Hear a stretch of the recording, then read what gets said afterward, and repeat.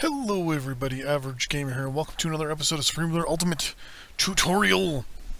So in this episode, we're going to talk about elite forces and how to utilize them. We're going to talk about anti-submarine and submarine warfare. We're also going to talk about resupply of naval troops, or naval units I should say, bombarding from the sea, as well as carriers. So let's get into the fun stuff first, shall we? We're going to talk about carriers first. Whoops. So aircraft carriers, there's two different types of aircraft carriers in the game. Short and long deck. Your long deck is your classic American aircraft carrier. You know, your USS Enterprise, your Dwight D. Eisenhower, your JFK, your USS America, all those things. The big aircraft carriers, right? These guys right here. In this case, the Nimitz class. So this is classified as a long deck carrier. Now here is we have I believe it's a Tarawa class. Yeah.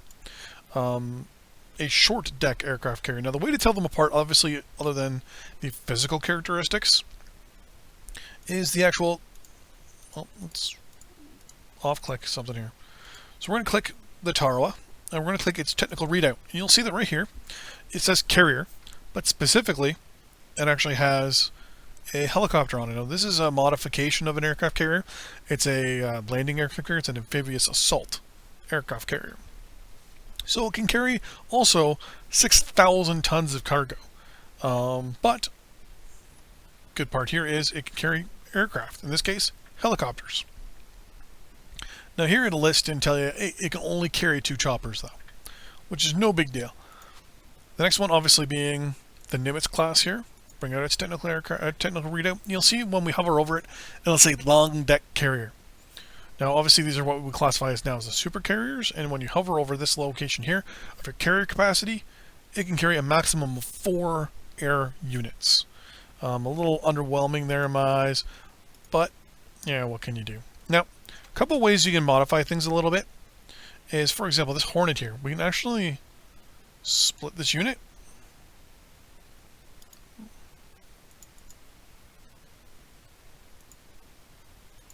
There we go. So now we have 2 F-14 Hornets. Now we have the 1st and the 7th. Now, catch-22 with these guys is we can actually pause. And I believe we can actually... yeah, because it's a 9, and this is now a 9. Now, these still do count as, a full group. So we actually we'd have to merge these two together, so we'll clear orders. We will pick you, and we'll move you to this airbase, and we'll pick you and move you to this airbase. So now we can merge units. And we'll merge them back. So this still counts as 1 unit. Now when you split them and put them on, it still counts as 2 units. So you can't do 4 split units. It's just units, just aircraft units. So only certain aircraft can go on aircraft carriers. So you'll notice that when we pick the A-10 or the F-14 or F-18 here, we'll bring up the technical readout. It actually has it right there. Can fly and land on long deck carriers. So it'll actually tell you what aircraft, which aircraft carriers it can land on. Now, for example, there are the VTOL aircraft, such as the Harrier. It can land on a short deck carrier. It will actually tell you. It can land on a LST, for example. It will actually show, let's find it actually, let's see here. I believe the Harrier is a tactical bomber. The F-117 Rusky. Oh, this is the knockoff F-117. May take a little while to find. Oh, so here's the F-4. So we click on it, yet again, can fly and land on long deck carriers. Can also mid-air refuel. But A4 Skyhawk can fly on long deck carriers, for example. I wish it kind of showed up here instead of just mid-air target. I kind of wish it would show up on that location. Oh, the Avro Arrow. I'm trying to find a specific aircraft I know has to land on a short deck. Here we go. Harrier. So you'll see that it actually gives you the ability to land on any carrier. because it can land on a regular long deck carrier, but it can also land on a short deck, aka chopper carrier. So it's one of the little bonuses. I like that. I like the ability that certain aircraft can do both. That gives the Harrier that extra oomph. Like, for example, you can actually do an amphibious invasion with Harrier support and chopper support with a couple of these LSTs, for example, and some warships, which is pretty good. So what we're going to do is we're going to send some aircraft to land on this aircraft carrier over here. We've got some in reserve already. We're actually going to do 2 of these chaff aircraft are going to land there. But we also have 1, 2, 3, 4 of these AF-12s. They're going to come and land on there as well. You'll see them that they're going to take a little while for them to rearm. In the meantime, we're going to tell this F-18 here. Go to reserve, please. So, as I said, only long deck aircraft can land on long deck aircraft carriers. Only short deck aircraft and helicopters can land on the short deck helicopters or bases. Now, mind you, here is the catch-22. Helicopters can also go onto the military, onto the aircraft carriers. For example, if we tell this guy to go there, and we tell this Harrier, hey, I want you to go there. Aircraft carrier is going to go here. First, you'll notice that the aircraft stick with it. Helicopter doesn't. Helicopter. There we go. Aircraft carrier, boom. So choppers can go to aircraft carriers as well. It just takes up one of your slots. It's a good thing to always put an anti-submarine unit on your aircraft carrier if you're not going to have destroyers and all that stuff around. Mainly because it helps. It can help go ahead of the unit or the basically the battle group and find subs, which is actually what we're going to get into next. So there's mainly 3 ways of finding submarines. There's mainly 3 ways. Oh, come on. Oh, did we just freeze? We just froze. Everything's like frozen in place here. What's going on? Oh, look at those frames per second. Look at that computer chugging away. I mentioned earlier about so submarines, how to hunt for a submarine and stuff. Basically, there's 3 main ways to hunt for a submarine. The first one is using one of these guys down here. For example, we have a Arleigh Cruiser destroyer, and you can use anti-submarine technology on this thing to hunt down submarines. You can also use, obviously, subs to hunt down subs. You can also use anti-submarine aircraft and helicopters as well. All of which, very useful. Oh. California is like sending tons of troops around. That's why. Like, why you do that? Now, earlier I mentioned you cannot do stealth. I was actually incorrect. You can actually highlight aircraft, for example, and ground units, and click Rules of Engagement, in right here. Approach. So, for example, I said set for stealth approach, and basically land not captured. So this is basically for land and ground units, but it's stealth approach. So basically, you don't capture the land. Now that's mostly for ground units, which we're going to show right now. So what we want to do is we want to go to war actually with Cuba. Take a sip of my coffee here. I've already moved over a significant amount of ground troops. We're going to load unit.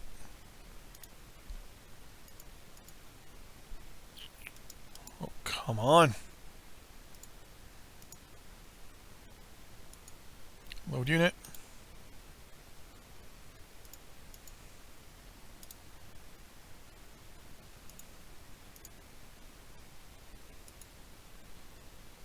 Oh, load unit into. Ha! I've been picking the wrong button. So we have a nice little invasion fleet down here. So, what way... I'm actually going to move these aircraft to here. One way to be really stealthy is to capture, or one of the main things of doing an amphibious attack is capturing a port. You need a port to land your units. So in this case, these units here need a port to land, right? It's impossible to invade and take another country doing that. So one of the ways you want to do it, obviously, is utilizing stealth. Now, stealth in this game is still kind of, well, I want to say, kind of iffy, to be honest with you. It's not the best thing in the world. It will utilize your profile to decide whether you're stealthy or not. So, for example, with these Boeings here, I've actually got green berets on them. They've been told about the stealth thing. I've told my aircraft to, well, be stealthy, and to actually, and obviously, as you can see, violate other countries' airspace. Now, one thing you can do is, for example, we're going to pick this one aircraft. We're going to tell it to unload right here. So it should fly over, and it will drop our green berets in their territory. As you watch, oh, it won't do it because we're not at war. Damn it.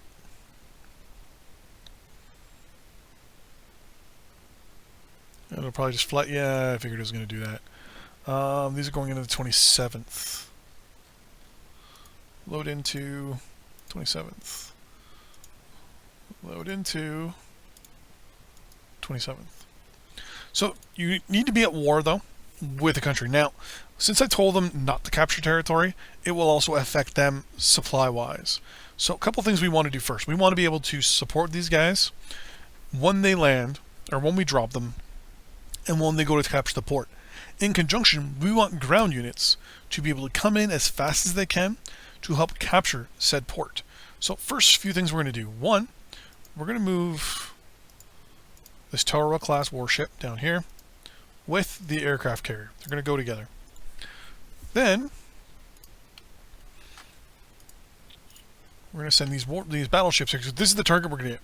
They're going to go right there. Because one thing battleships can do is this right here. They can use indirect bombardment fire, or indirect bombardment. Basically, we can set them far away, and they can bombard a target for up to 51 kilometers, so a couple hexes, which is pretty good.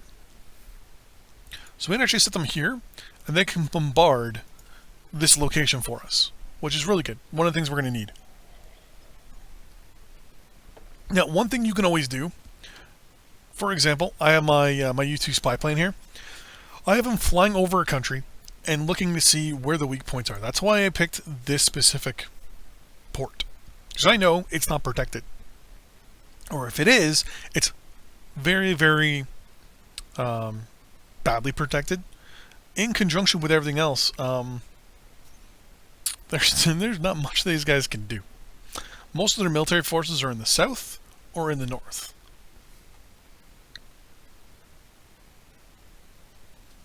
Oh, DC controls that. Nice. So, what we're going to do is we're going to set up ourselves a little battle group. Naval battle group. No, we want the second one.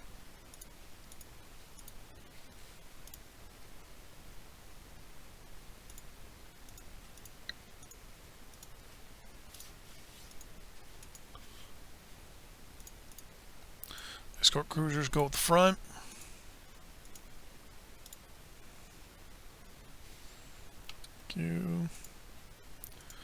Invasion force goes to the back.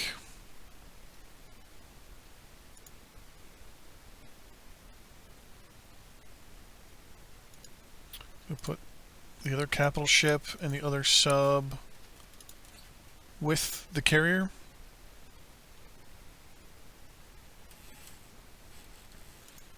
Are these all going to go to a bad spot? Yeah, they are. Okay. No big deal. Then one escort there. Actually, what we're going to do, we're going to highlight these guys and tell them, hey, I want you to all stay together and move out one.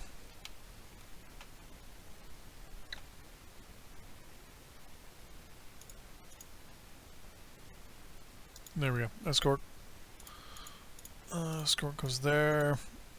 Another escort goes there, and these all take up the rear. Now, A couple of things you want to learn about naval warfare is supply. Naval supply is a biggie. When they're in your territory area, in your waters, they get supplied no matter what. Subs, cruisers, destroyers, you name it. If it's in your territory, they get supplied. If they don't get supplied, when they're out of your territory. Now, the only thing that's counter this, for example, is for supply, are nuclear subs. Nuclear subs, because they're designed to go out for 6 months on end, to basically go into the water and not come back for 6 months. They basically can go anywhere in the world and then come back. To supply any warship overseas, basically you do that as you would with an with an aircraft or anything like that. But the only thing you can use to supply warships is a supply ship. So we have some supply ships. We're not going to deploy them because we're not going that far. We're only going over here. But you would use these things like the AKEs, AOs, things like that. These are basically supply ships. As you can see there, they've got 10,000 tons worth of supplies, so they can go and supply your troops and supply your units. Now, what we're going to do is we're actually going to create this as a battle group.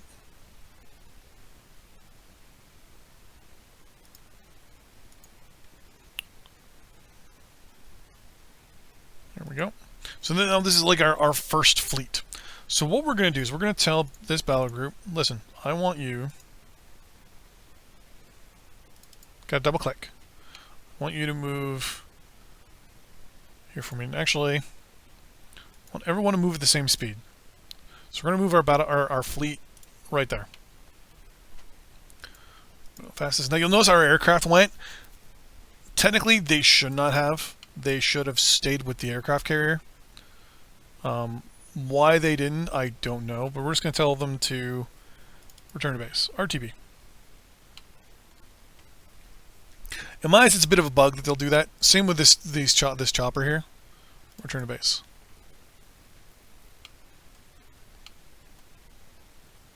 I mean, technically they are part of the battle group. So these guys, on the other hand, we're gonna really, the UN actually has its own warships and everything. Nice. So basically, what we're gonna do is we're gonna let these guys go around. We're gonna let the fleet get into position. Once the fleet is into position, we're gonna probably just reallocate the fleet a little bit, and then we're gonna declare war. We're gonna bring in our stealth special forces. We're gonna land all around here, so there's 4 of them. So one's going to land there, there, there, and there. That's 4. A 5th one is actually going to land. Actually, yeah, we'll try to figure where we'll put the 5th one. 5th one will be positioned probably. I don't know. Gosh, trying to figure where I'll put the 5th one, but I'm definitely going to land 4. The 5th one I may keep as a supply or in reserve. Don't know yet. I'll have to come up with an idea. Warships are so slow. But then what'll happen is we'll have those guys on the ground. They won't be capturing territory or like anything. So they'll be quote unquote stealthy. So the computer won't, even the AI may not react to it. Even when we take this town, we will not actually take the town. We'll actually go in and theoretically that is, get in there. We'll have it. Any bad guys will engage. We'll take that territory. And then we'll be able to bring in our invasion force. So, Emergent Marines. Here we go. Come on. Come on.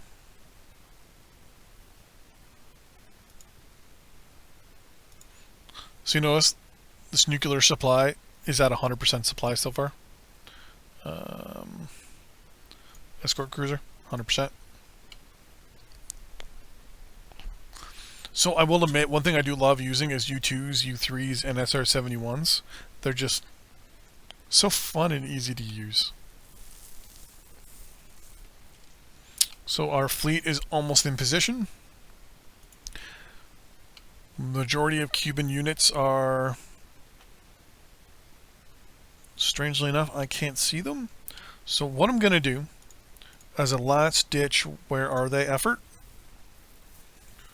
I'm going to send one AWAC, and his job is going to go all the way down here. I'm going to get him to turn around and just go all the way up like this.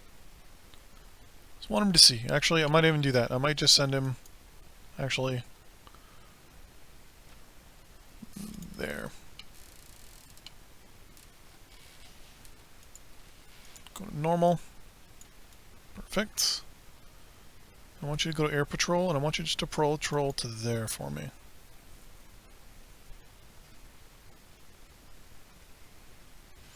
So we can utilize the eyes from the AWAC, which can see pretty much anything here. So I don't know if the Cubans have deactivated or lowered their military units, but we're not gonna take that.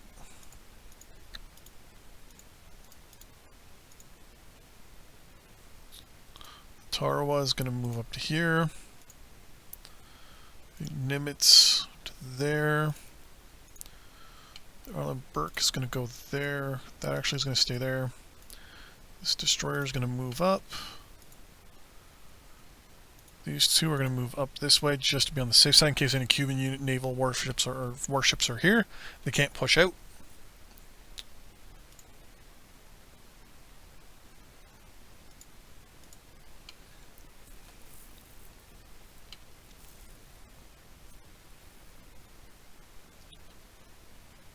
There's an Indian. We see an infantry unit. Alright, so right click. We declare war. You going to unload there. You unload there. You unload there. Last but not least, unload there. And here comes our invasion. Here comes our first batch of aircraft. You'll notice, boom, they didn't take any territory. You are going to start to bombard this town. You notice none of their ground units have engaged yet.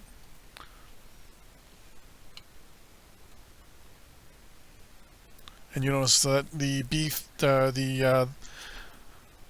battleship has started its bombardment of the town, and I want you to unload and land troops there. In the meantime, you all are going to unload there. We've engaged a couple ships on the west part here. Now we're also going to pause real quick and go, okay. So the F-12s, I want you to go on air patrol to there. This one, air patrol to there. This one, you're going on air patrol to there. Last but not least, you are going on air patrol to there. So these guys' aircraft are just going to go out, turn around, and come back.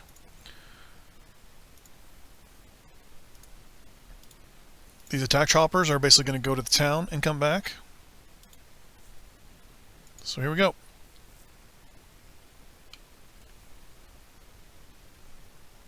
So we've landed. We haven't taken anything yet, technically. But now watch this. Usually you got to fight for a port. Boom, we just have the port automatically. Boom. The Cubans at this point can't do anything. We've completely negated the fact that there was even anything there.